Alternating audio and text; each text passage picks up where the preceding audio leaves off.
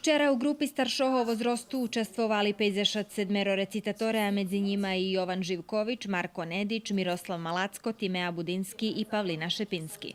Na republičnu smotru, kotra budze otrimana 18. i 19. maja u Valjeve, plasovališe Miroslav Malacko i Timea Budinski z Kerestura, kotra u svojej kategoriji prehlašena za jednoho zo štyroch najlepších recitatorov u Vojvodini.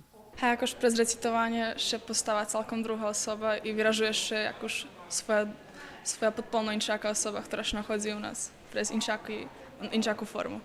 Recitatorov ocenjoval fachovi žiri na čole so Zmiodragom Petrovićom, a konsultantka za ruski jazik Vula Amalija Kovač. Було 5 членів жирія, розумієш, за šitski jazik i po jeden i було barščeško.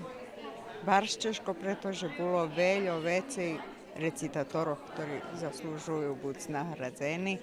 Na republičnu smotru še plasovali vkupno 27 recitatore pod 9 u každem возрасту. Zlatnu diplomu dostala i Rebeka Seman z Kerestura, poneže je vybrana medzi 21 najlepšim recitatorom u srednjim возрасту i Pavlina Šepinski, tiž z Kerestura, kotra medzi 26 najlepšima u staršem возрасту.